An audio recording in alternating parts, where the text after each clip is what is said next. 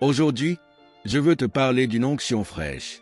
Parfois, dans la vie, nous avons l'impression d'être bloqués. Nous faisons face à des défis qui semblent trop grands. Nous n'avons pas les fonds nécessaires pour réaliser nos rêves. Le rapport médical ne s'améliore pas. Peut-être que nous travaillons dur, mais aucune porte ne s'ouvre. Il est facile de se décourager et de penser que ce n'est pas censé arriver. Une mère m'a dit la semaine dernière qu'elle élève un enfant difficile, ce qui lui cause beaucoup de peine. Elle m'a confié « Joël, je suis épuisé. Je ne pense pas pouvoir continuer comme ça. » Dieu savait qu'il y aurait des moments où nous nous sentirions fatigués, dépassés, où ce que nous affrontons semblerait trop lourd pour nous. Il savait que ce qui nous a amenés là où nous sommes ne serait pas suffisant pour nous emmener là où nous devons aller. C'est pourquoi, à chaque nouveau défi, à chaque nouveau niveau, Dieu donne une onction fraîche. Il ne s'est pas contenté de t'appeler une seule fois, de te donner une seule bénédiction, une seule percée. Tout au long du chemin, il y aura de nouvelles onctions. Il a une force nouvelle qui te fera ressentir une puissance surnaturelle pour accomplir ce que tu ne pouvais pas faire auparavant. Il a une vision nouvelle qui t'aidera à voir plus clairement et avec une perspective renouvelée. Il a une faveur nouvelle qui te permettra de surmonter des obstacles qui semblaient infranchissables. Dieu ne t'a pas amené jusque-là pour te laisser bloquer, accablé, incapable d'avancer. Tu es sur le point de voir un vent nouveau de son esprit, de nouvelles opportunités, une passion renouvelée, un élan frais. Les choses que tu ne pouvais pas faire arriver par toi-même vont soudainement se débloquer. Ce business qui semblait stagnant va soudainement décoller.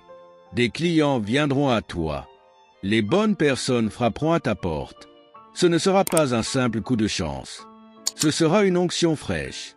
C'était le Créateur de l'univers qui soufflait sur ta vie.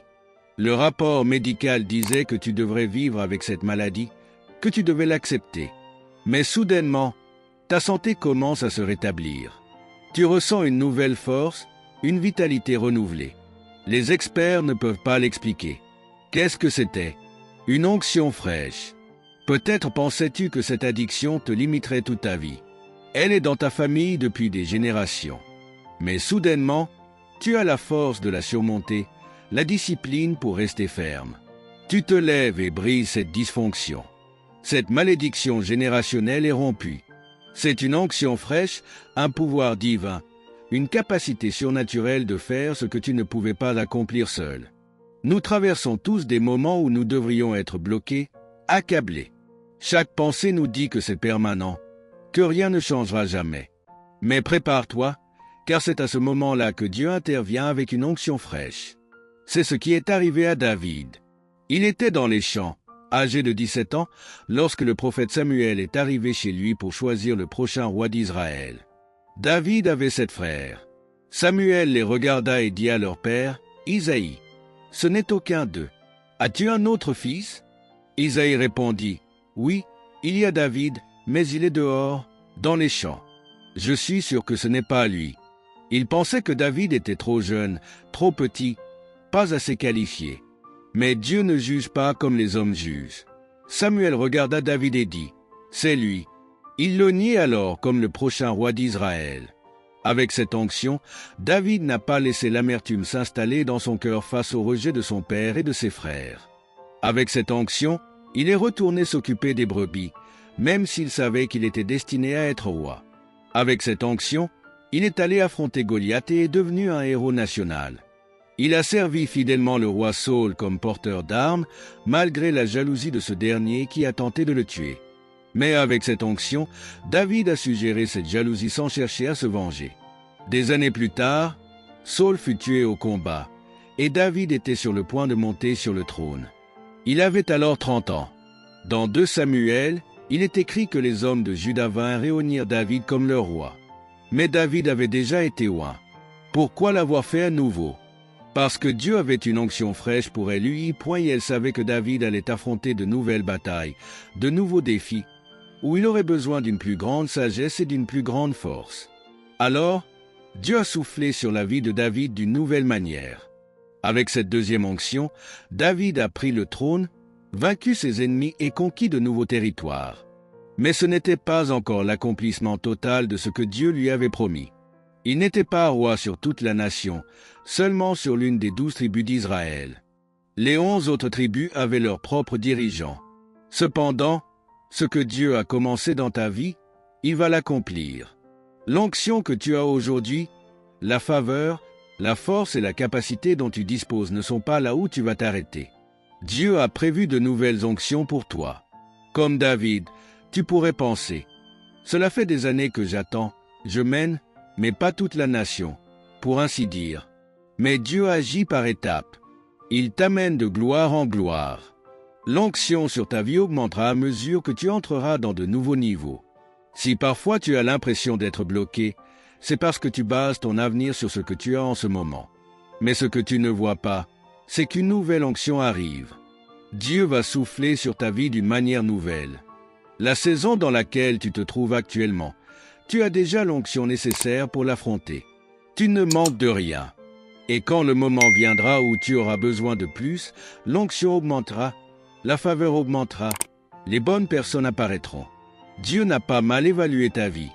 Il sait exactement ce dont tu as besoin, qui tu as besoin et quand tu en as besoin. Tu as peut-être déjà vu une partie de ce qu'il t'a promis, un aperçu de ce qu'il a déposé dans ton esprit. Mais ne t'inquiète pas, l'accomplissement total arrive.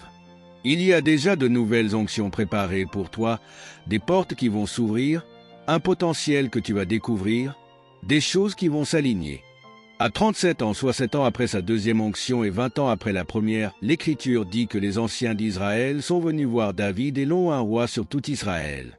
C'était sa troisième onction. Les 2 premières étaient bonnes, elles étaient nécessaires pour l'amener à ce point. Mais Dieu savait qu'avec cette nouvelle mission, avec plus de responsabilités et de plus grands défis, David aurait besoin d'une onction fraîche. Cette troisième onction était la plus puissante. C'est elle qui l'a conduit à l'accomplissement total de sa destinée, point il n'était plus seulement roi sur une seule tribu, mais maintenant il était roi sur les 12 tribus, sur toute la nation.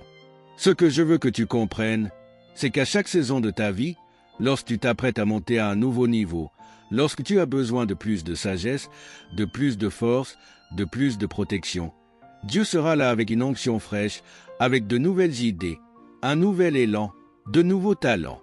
Et je crois que beaucoup d'entre vous s'apprêtent à entrer dans cette troisième onction. Vous avez déjà vu la bonté de Dieu dans le passé, mais vous n'avez encore rien vu.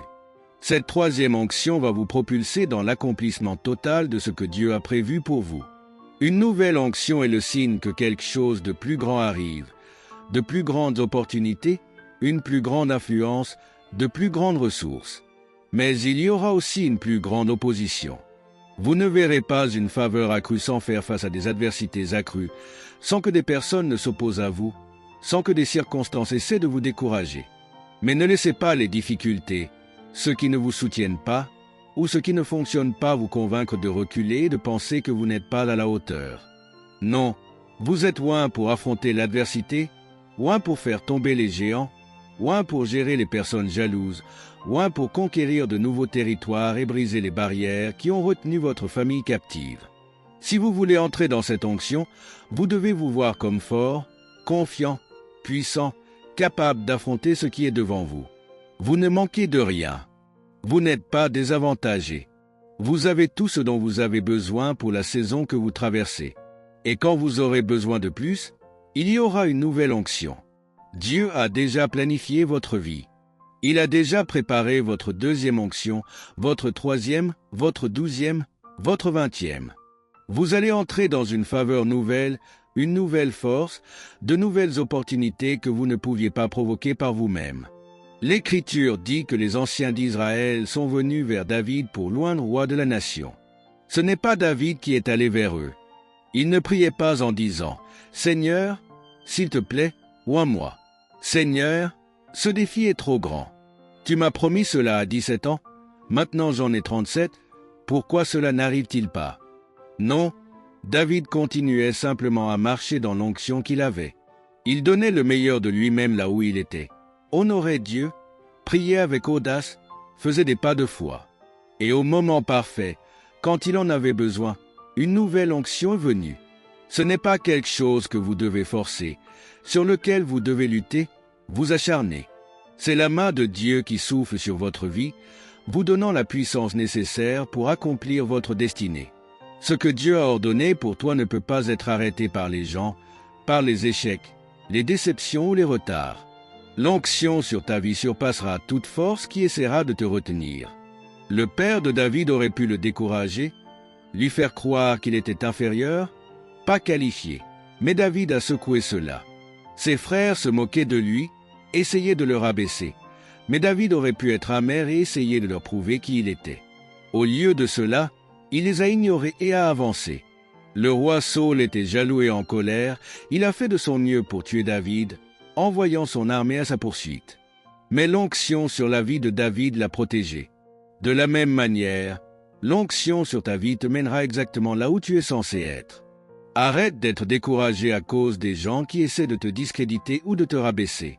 Ils ne peuvent pas arrêter ta destinée. L'onction sur toi te fera avancer même quand d'autres voudront te faire reculer.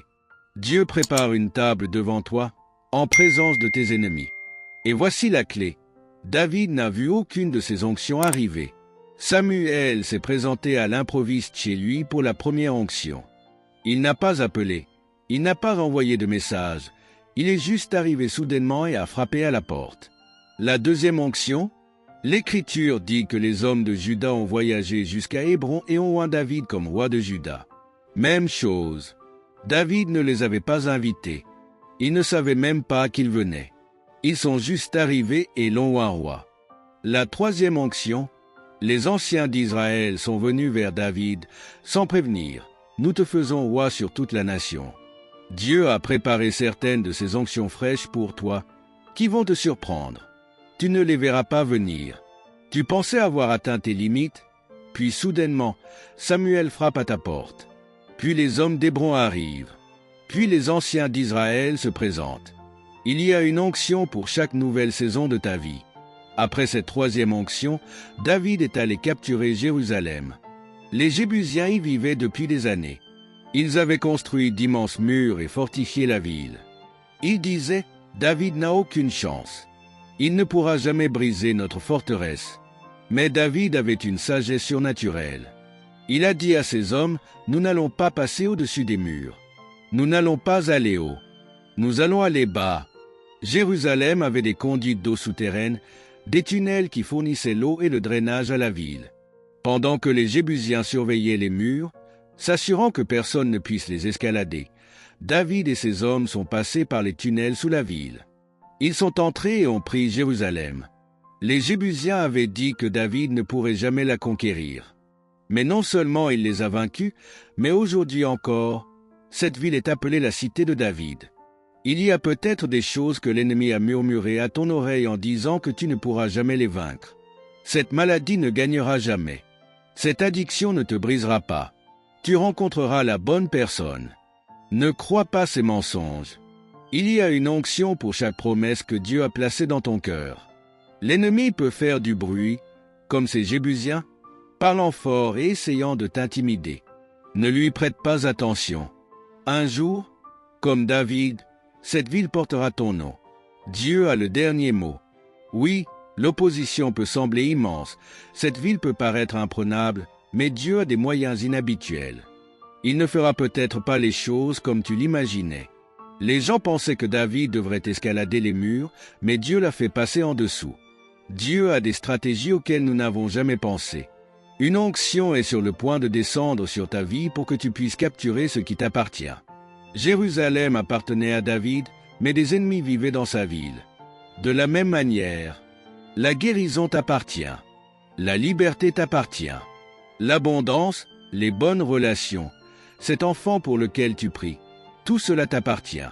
Cette année est ton année pour les saisir. Et la bonne nouvelle, c'est que cela ne dépendra pas uniquement de ta force, de ta puissance ou de tes capacités. C'est l'onction sur ta vie qui fera en sorte que tout s'aligne. Les géants tomberont, ton entreprise décollera, tu verras cet enfant naître, tu briseras cette addiction, tu vaincras ce cancer. Prépare-toi à capturer ce qui t'appartient. Quand nous avions besoin d'un auditorium plus grand, j'étais en train de déjeuner avec un ami. Il m'a raconté comment l'équipe de basket des Rockets quittait leur bâtiment et qu'il allait être disponible. Quand j'ai entendu cela, quelque chose s'est réveillé en moi. Je pouvais sentir la foi monter en moi. Mais dans mon esprit, 1000 pensées de doute surgissaient. Joël, c'est impossible. La ville ne laissera jamais une église l'obtenir. Et même si c'était le cas, nous n'aurions jamais les moyens de l'acheter. J'ai trouvé 100 raisons pour lesquelles cela ne pouvait pas arriver. Mais avec chaque rêve que Dieu place en toi, avec chaque nouvelle mission, il y a une nouvelle onction, une nouvelle foi, une nouvelle audace, une nouvelle faveur. Toutes les probabilités étaient contre nous. C'était comme David face à Goliath. Mais ta fronde, avec l'onction de Dieu, est plus puissante qu'un géant armé jusqu'aux dents. L'entreprise qui s'opposait à nous possédait tous les gratte-ciels autour du bâtiment. Elle contrôlait aussi tous les parkings et même la climatisation du bâtiment. Elle venait de leur centrale énergétique. Ils pensaient que nous n'avions aucune chance. Tout semblait verrouillé, fortifié, impossible à obtenir. Mais comme David, nous n'avons pas escaladé les murs. Nous sommes passés en dessous. Autrement dit, nous avons dit en quelque sorte, nous n'avons pas besoin de vous. Nous allons construire notre propre parking. Nous allons installer notre propre centrale énergétique. Quand ils ont réalisé que nous n'étions pas dépendants d'eux, il était trop tard. Le conseil municipal a voté en notre faveur et nous avons obtenu ce bâtiment. Cette entreprise a fini par nous louer 9000 places de parking couvertes. Aujourd'hui, ce n'est plus le Compact Center, il porte un nouveau nom, Lakoud. Ce n'est plus la ville des Jébusiens, c'est la ville de David. Qu'est-ce que je veux dire par là? Avec cette nouvelle onction, Dieu va te permettre de reprendre des choses qui t'appartiennent. Elles portent peut-être le nom de quelqu'un d'autre pour le moment, mais c'est temporaire. Elles porteront ton nom. Mais Joël, je ne vois pas comment cela peut arriver. J'ai de grands défis à relever. Mes rêves semblent impossibles. Tu regardes les choses avec ce que tu as aujourd'hui.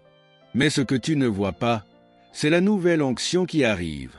Une nouvelle faveur, de nouvelles idées, de nouvelles opportunités.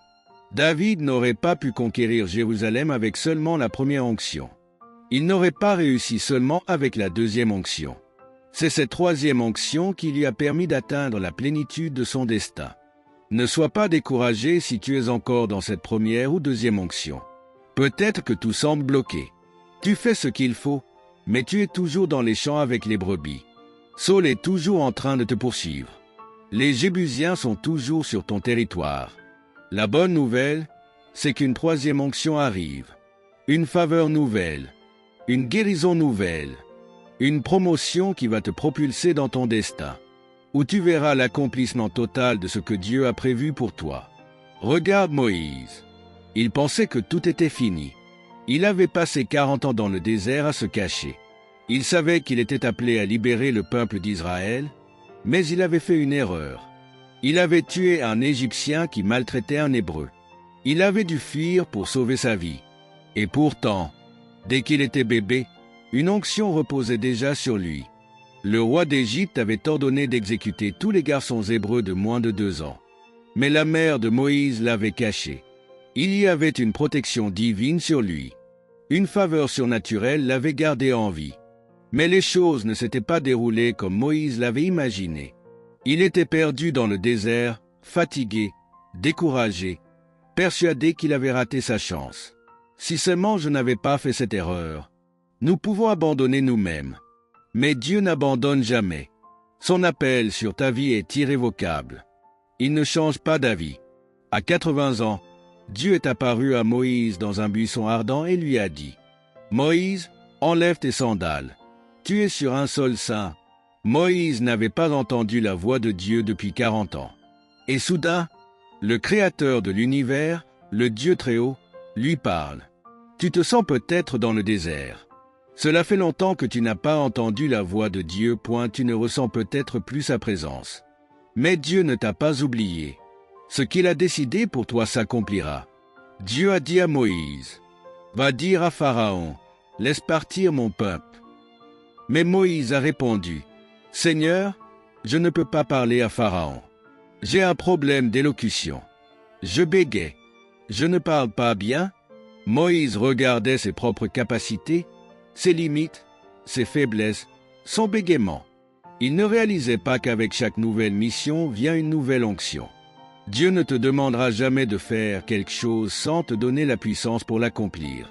Tu n'as peut-être pas encore cette capacité, cette force, ce courage, ce talent, mais quand tu en auras besoin, ils seront là. Au moment opportun, il y aura une nouvelle faveur, un nouveau courage, de nouvelles opportunités. Mais Moïse a trouvé des excuses, il a parlé à Dieu de son problème d'élocution.